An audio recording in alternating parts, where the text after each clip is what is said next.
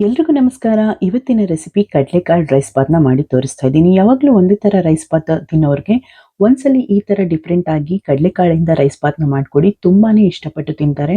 ಹಾಗೆಯೇ ಇದು ಬೆಳಗ್ಗೆ ತಿಂಡಿ, ಮಧ್ಯಾಹ್ನ ಊಟ, ಹಾಗೆ ರಾತ್ರಿಗೂ ಕೂಡ ತುಂಬಾನೇ ಚೆನ್ನಾಗಿರುತ್ತೆ ಅಂತಾನೆ ಹೇಳ್ಬೋದು. ಲಂಚ್ ಬಾಕ್ಸ್ಗೆ ಪರ್ಫೆಕ್ಟ್ ರೆಸಿಪಿ ಅಂತಾನೆ ಹೇಳ್ಬೋದು. ನಾನ್ ವೆಜ್ ಅವರು ಏನಾದರೂ ಯಾವ್ದಾದ್ರು ವ್ರತಗಳನ್ನ ಮಾಡ್ತಿರ್ಬೇಕಾದ್ರೆ ನಾನ್ ವೆಜ್ ತಿನ್ನೋಕ್ಕಾಗಲ್ಲ ಅನ್ನೋರು ಅಂಥ ಟೈಮಲ್ಲಿ ಈ ರೀತಿ ಕಡಲೆಕಾಳಿಂದ ರೈಸ್ ಬಾತ್ನ ಮಾಡಿಕೊಟ್ರೆ ಒಂದು ರೀತಿಯ ಸ್ಯಾಟಿಸ್ಫೈಡ್ ಸಿಗುತ್ತೆ ಅಂತ ಹೇಳ್ತಾರೆ. ಸೊ ಅಂಥವ್ರಿಗೆ ಈ ರೀತಿ ರೈಸ್ ಬಾತ್ನ ಮಾಡಿಕೊಡಿ, ತುಂಬಾನೇ ಇಷ್ಟಪಡ್ತಾರೆ. ನೋಡ್ತಾ ಇದ್ದೀರಲ್ಲ, ಲಂಚ್ ಬಾಕ್ಸ್ಗೆ ಪರ್ಫೆಕ್ಟ್ ರೆಸಿಪಿ ಅಂತಾನೆ ಹೇಳ್ಬೋದು. ಸೊ ತಡ ಮಾಡೋದು ಬೇಡ, ಬನ್ನಿ ಇದನ್ನ ಮಾಡೋದು ಹೇಗೆ ಅಂತ ನೋಡೋಣ. ಮೊದಲನೇದಾಗಿ ಒಲೆ ಮೇಲೆ ಒಂದು ಕುಕ್ಕರ್ ಅನ್ನ ಇಟ್ಕೊಂಡು ಅದಕ್ಕೆ ರಾತ್ರಿನೇ ನೆನೆಸಿಟ್ಟಿರುವಂತಹ ಕಡಲೆಕಾಳನ್ನ ನಾನು ಹಾಕೊಳ್ತಾ ಇದ್ದೀನಿ. 1 ಕಪ್ ಆಗುವಷ್ಟು ಕಡಲೆಕಾಳನ್ನ ರಾತ್ರಿನೇ ನೆನೆಸಿ ಅದಕ್ಕೆ ಎಷ್ಟು ಬೇಕೋ ಅಷ್ಟು ನೀರನ್ನ ಹಾಕೊಂಡು, ಮುಳುಗುವಷ್ಟು ನೀರನ್ನ ಹಾಕೊಂಡು, ಒಂದು ಅರ್ಧ ಟೇಬಲ್ ಸ್ಪೂನ್ ಆಗುವಷ್ಟು ಉಪ್ಪನ್ನ ಹಾಕೊಂಡು ನೀಟಾಗಿ ಮಿಕ್ಸ್ ಮಾಡಿ ಮುಚ್ಚಳನ ಮುಚ್ಚಿ ವಿಜಲ್ ಹಾಕಿ ಜಸ್ಟ್ 2 ವಿಜಲ್ ಬರ್ಸ್ಕೊಳ್ಳಿ, ಚೆನ್ನಾಗಿರುತ್ತೆ. ನಾವು ಡೈರೆಕ್ಟ್ ಆಗಿ ಹಾಗೆ ಮಾಡಕ್ ಹೋದ್ರೆ ಅಷ್ಟು ಚೆನ್ನಾಗಿ ಬೆಂದಿರಲ್ಲ. ಹಾಗಾಗಿ ಈ ತರ ಸಪ್ರೇಟ್ ಆಗಿ ಬೇಯಿಸ್ಕೊಳ್ಳಿ. ನೆಕ್ಸ್ಟ್ ಮಸಾಲೆನ ರುಬ್ಕೊಳ್ಳೋದಕ್ಕೆ ಒಂದು ಚಿಕ್ಕ ಜಾರ್ಗೆ ಒಂದು 4 ರಿಂದ 5 ಟೇಬಲ್ ಸ್ಪೂನ್ ಆಗುವಷ್ಟು ಕಾಯಿ ತುರಿ, ಹಾಗೇನೆ ನಾನು ತೋರಿಸಿರೋ ಅಷ್ಟು ಬೆಳ್ಳುಳ್ಳಿ ಮತ್ತೆ ಶುಂಠಿನ ಹಾಕೊಳ್ಳಿ. ಹಾಗೆಯೇ ಸ್ವಲ್ಪ ಚಕ್ಕೆ, ಲವಂಗ, ಏಲಕ್ಕಿ, ಸ್ವಲ್ಪ ಈರುಳ್ಳಿನ ಹಾಕೊಳ್ತಾ ಇದ್ದೀನಿ. ಹಾಗೆ ಸ್ವಲ್ಪ ಸೋಂಪು ಕಾಳು, ಹಾಗೆಯೇ 1 ಟೇಬಲ್ ಸ್ಪೂನ್ ಆಗುವಷ್ಟು ಕಾಳು ಮೆಣಸನ್ನ ಹಾಕೊಳ್ತಾ ಇದ್ದೀನಿ. ಹಾಗೆಯೇ 1 ಟೇಬಲ್ ಸ್ಪೂನ್ ಅಥವಾ 1.5 ಟೇಬಲ್ ಸ್ಪೂನ್ ಆಗುವಷ್ಟು ಮಸಾಲೆ ಸಾಂಬಾರ್ ಪುಡಿ, ಹಾಗೆಯೇ ಒಂದು ಅರ್ಧ ಟೇಬಲ್ ಸ್ಪೂನ್ ಆಗುವಷ್ಟು ಅಚ್ಕಾರದ ಪುಡಿ ಅಥವಾ ಕಾಶ್ಮೀರಿ ರೆಡ್ ಚಿಲ್ಲಿ ಪೌಡರು, ಹಾಗೆಯೇ ಸ್ವಲ್ಪ ಧನಿಯಾ ಪುಡಿ, ಒಂದು ಅರ್ಧ ಟೊಮೆಟೊ ಹಾಕೊಂಡು ರುಬ್ಬೋದಕ್ಕೆ ಎಷ್ಟು ಬೇಕೋ ಅಷ್ಟು ನೀರನ್ನ ಹಾಕೊಂಡು ಫೈನ್ ಪೇಸ್ಟನ್ನ ಮಾಡ್ಕೊಳ್ಳಿ. ನೋಡ್ತಾ ಇದ್ದೀರಲ್ಲ, ಈ ಥರ ಪೇಸ್ಟ್ ಆದರೆ ತುಂಬಾನೇ ಚೆನ್ನಾಗಿರುತ್ತೆ. ನೆಕ್ಸ್ಟ್ ಒಲೆ ಮೇಲೆ ಒಂದು ಕುಕ್ಕರನ್ನ ಇಟ್ಕೊಂಡು ಅದಕ್ಕೆ 3 ರಿಂದ 4 ಟೇಬಲ್ ಸ್ಪೂನ್ ಆಗುವಷ್ಟು ಎಣ್ಣೆನ ಹಾಕೊಂಡು ಒಂದು ಅರ್ಧ ಟೇಬಲ್ ಸ್ಪೂನ್ ಅಥವಾ 1 ಟೇಬಲ್ ಸ್ಪೂನ್ ಆಗುವಷ್ಟು ಸೋಂಪು ಕಾಳು, ಹಾಗೆಯೇ ಕಟ್ ಮಾಡಿರುವಂತಹ ಈರುಳ್ಳಿನ ಹಾಕೊಂಡು ಚೆನ್ನಾಗಿ ಫ್ರೈ ಮಾಡ್ಕೋಬೇಕು. ಈರುಳ್ಳಿ ಎಲ್ಲ ಚೆನ್ನಾಗಿ ಕೆಂಪಗಾಗೋ ತನಕ, ಬಾಡೋ ತನಕ ಚೆನ್ನಾಗಿ ಫ್ರೈ ಮಾಡಬೇಕು. ಈರುಳ್ಳಿ ಎಷ್ಟು ಚೆನ್ನಾಗಿ ಫ್ರೈ ಆಗಿರುತ್ತೋ ಅಷ್ಟೇ ರುಚಿ ಹೆಚ್ಚಾಗಿರುತ್ತೆ.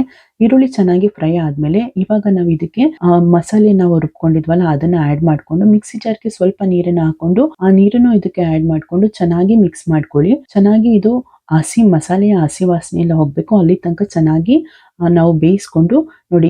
ಈ ತರ ಅದ್ರಲ್ಲಿ ಇರೋ ನೀರೆಲ್ಲ ಹಿಂಗಬೇಕು, ಅಲ್ಲಿ ತನಕ ಚೆನ್ನಾಗಿ ಬೇಯಿಸ್ಕೊಳ್ಳಿ. ಅದಾದ್ಮೇಲೆ ಇದಕ್ಕೇನೆ ಸ್ವಲ್ಪ ಕಟ್ ಮಾಡಿ ಇಟ್ಕೊಂಡಿರುವಂತಹ ಕೊತ್ತಂಬರಿ ಸೊಪ್ಪು, ಪುದೀನ ಸೊಪ್ಪು ಹಾಕೊಳ್ತಾ ಇದ್ದೀನಿ. ರುಚಿಗೆ ಎಷ್ಟು ಬೇಕೋ ಅಷ್ಟು ಉಪ್ಪನ್ನ ಹಾಕೊಳ್ತಾ ಇದ್ದೀನಿ. ಹಾಗೇನೆ ಒಂದು ಅರ್ಧ ಟೇಬಲ್ ಸ್ಪೂನ್ ಆಗುವಷ್ಟು ಅರಿಶಿಣದ ಪುಡಿ, ಹಾಗೆ ಒಂದು ಅರ್ಧ ಟೇಬಲ್ ಸ್ಪೂನ್ ಆಗುವಷ್ಟು ಗರಂ ಮಸಾಲಾನ ಹಾಕೊಂಡು ನೀಟಾಗಿ ಮಿಕ್ಸ್ ಮಾಡ್ಕೊಳ್ಳಿ. ಈ ತರ ಒಗ್ಗರಣೆಗೆ ಇದನ್ನೆಲ್ಲ ಹಾಕೊಳ್ಳೋದ್ರಿಂದ ಒಳ್ಳೆ ಟೇಸ್ಟ್ ಇರುತ್ತೆ.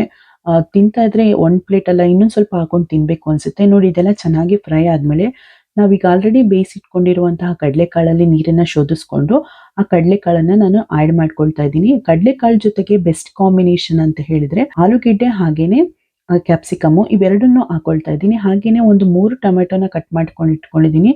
ಅದರಲ್ಲಿ ಒಂದು ಅರ್ಧ ಟೊಮೆಟೊನ ಇದಕ್ಕೆ ಹಾಕೊಳ್ತಾ ಇದ್ದೀನಿ.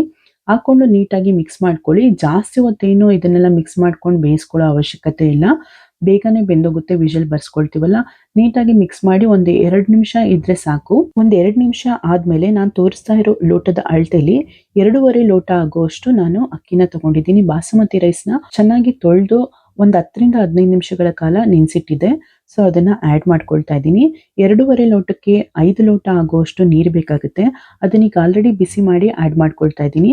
2.5 ಲೋಟಕ್ಕೆ 5 ಲೋಟ ನೀರು ಬೇಕು, ಆದ್ರೆ ನಾವಿಲ್ಲಿ ಸೋಕ್ ಮಾಡಿರೋದ್ರಿಂದ ಸ್ವಲ್ಪ ನೀರನ್ನ ಕಮ್ಮಿ ಮಾಡ್ಕೋಬೇಕು. 4 ಲೋಟ ನೀರಾದ್ರೆ ಸಾಕಾಗುತ್ತೆ. ಸೊ ಇವಾಗ ಇದನ್ನೆಲ್ಲ ಹಾಕೊಂಡು ಒಂದು ನೀಟಾಗಿ ಮಿಕ್ಸ್ ಕೊಡಿ. ಬಾಸುಮತಿ ರೈಸ್ನ ಸೋಕ್ ಮಾಡಿರೋದ್ರಿಂದ ತುಂಬಾನೇ ಮಿಕ್ಸ್ ಮಾಡ್ತಾ ಇರಬಾರ್ದು, ಅದು ಒಡೆದೋಗ್ಬಿಡುತ್ತೆ.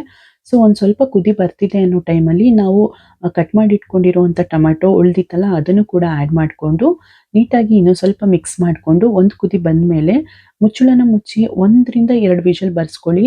ತುಂಬಾನೇ ಟೇಸ್ಟಿಯಾಗಿರುವಂತಹ ರೈಸ್ ಬಾತು ಅಥವಾ ಕಡಲೆಕಾಳಿನ ರೈಸ್ ಬಾತು ಸವೇದಕ್ಕೆ ಸಿದ್ಧ ಆಗುತ್ತೆ.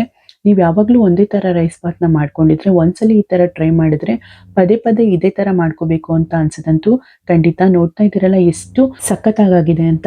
ಇವಾಗ ಇದಕ್ಕೆ ಕಟ್ ಮಾಡಿ ಇಟ್ಕೊಂಡಿರುವಂತಹ ಪುದೀನ ಸೊಪ್ಪು, ಕೊತ್ತಂಬರಿ ಸೊಪ್ಪನ್ನ ಆ್ಯಡ್ ಮಾಡ್ಕೊಳ್ತಾ ಇದ್ದೀನಿ. ಹಾಗೆಯೇ ರುಚಿ ಹೆಚ್ಚಿಸೋದಕ್ಕೆ ಸ್ವಲ್ಪ ತುಪ್ಪನ ಆ್ಯಡ್ ಮಾಡಿಕೊಂಡು ನೀಟಾಗಿ ಮಿಕ್ಸ್ ಮಾಡಿಕೊಂಡ್ರೆ ಟೇಸ್ಟಿ ಆಗಿರುವಂತಹ ಬಾಯಲ್ಲಿ ನೀರೂರಿಸುವಂತಹ ಕಡಲೆಕಾಳಿನ ರೈಸ್ ಬಾತು ಸವಿಯೋದಕ್ಕೆ ಸಿದ್ಧ ಆಗ್ತಿದೆ. ನೋಡ್ತಿದ್ದಂಗೆನೆ ಕಡಲೆಕಾಳಿನ ರೈಸ್ ಬಾತು ಸವಿಯೋದಕ್ಕೆ ಸಿದ್ಧ ಆಗ್ಬಿಡುತ್ತೆ. ನೀವು ಮಾಡೋದಕ್ಕೂ ಕೂಡ ಅಷ್ಟೇ ತುಂಬಾನೇ ಸುಲಭ, ಹಾಗೇನೆ ಟೇಸ್ಟ್ ಮಾತ್ರ ಅಲ್ಟಿಮೇಟ್ ಆಗಿರುತ್ತೆ ಅಂತಾನೆ ಹೇಳ್ಬೋದು. ಲಂಚ್ ಬಾಕ್ಸ್ಗೆ ಪರ್ಫೆಕ್ಟ್ ರೆಸಿಪಿ ಅಂತಾನೆ ಹೇಳ್ಬೋದು. ಮಸ್ಟ್ ಟ್ರೈ ರೆಸಿಪಿ ಅಂತಾನೆ ಹೇಳ್ಬೋದು. ಇದ್ರ ಜೊತೆ ಚಟ್ನಿ ಬೇಕು ಅಂತ ಅಥವಾ ರೈತ ಬೇಕು ಅಂತ ಅನ್ಸಲ್ಲ. ಮಧ್ಯಾಹ್ನ ಲಂಚ್ ಬಾಕ್ಸ್ ತಗೊಂಡು ಹೋದಾಗ್ಲೂ ಅದ್ರ ಜೊತೆ ಏನು ಬೇಕು ಅಂತ ಅನ್ಸಲ್ಲ.